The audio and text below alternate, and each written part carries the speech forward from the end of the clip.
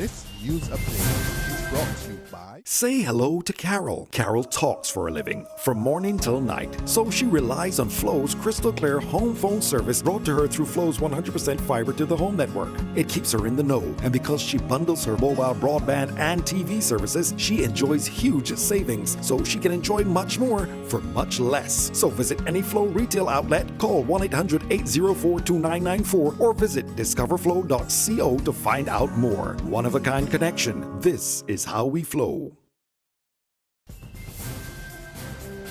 This is the Barbados Today Evening News Update for Monday, June 6. Thank you for joining us. I am Mary Claire Williams.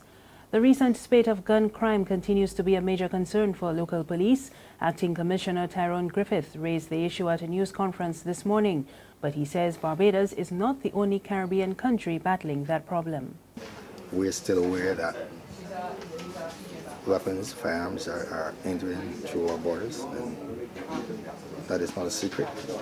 And so we have to continue to strive for better cooperation and collaboration at our borders.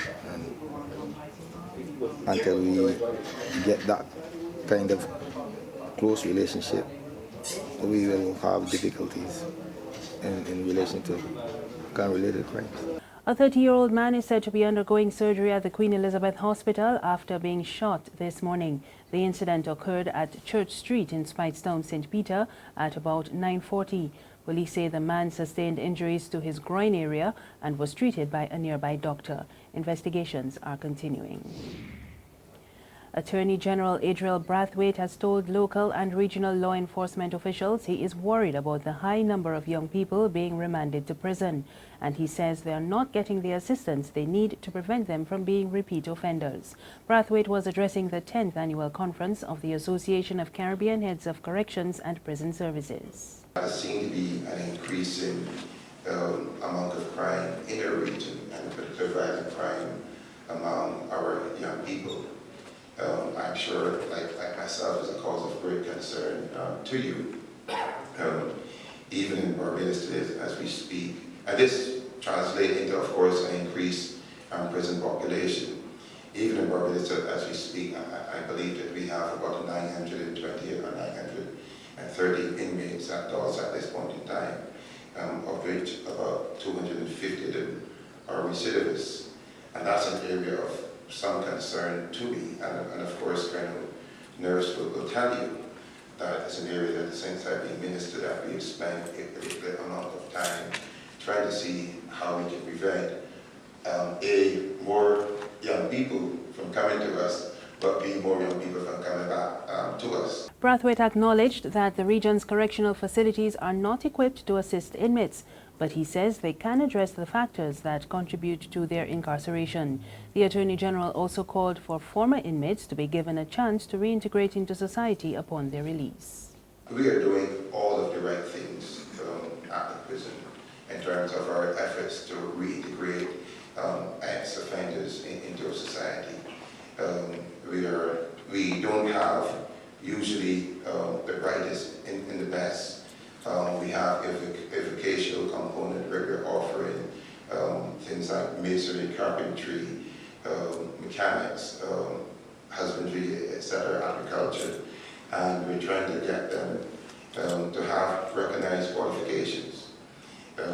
We also, via the reintegration unit, spend lots of time teaching basic life skills so that when ex-offenders return to our society, that they're better able to cope. There's regional and international news after this short break. Secure your future, be financially strong. Since 1983, we have been there for you. A smart range of products, great tax benefits. We're the solution to your hopes and your dreams. The Barbados Workers Union Cooperative Credit Union. The Barbados Workers Union Cooperative Credit Union. Humble beginnings to smart loans, smart savings. Save smart and borrow smarter, that's the move for me.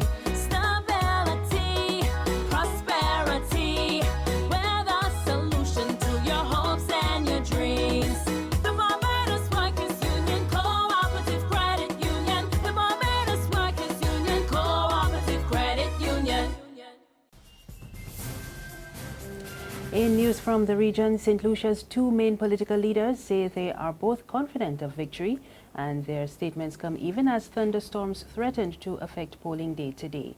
The incumbent St. Lucia Labour Party is seeking a second consecutive term in office. And Prime Minister Kenny Anthony told reporters he is confident and he was heartened by the turnout despite the inclement weather. Today's forecast called for widely scattered thunderstorms with up to 1.9 millimeters of rainfall in the evening.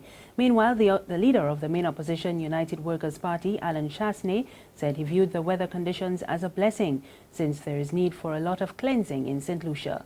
Chasney also said he was confident that the UWP would win the general election.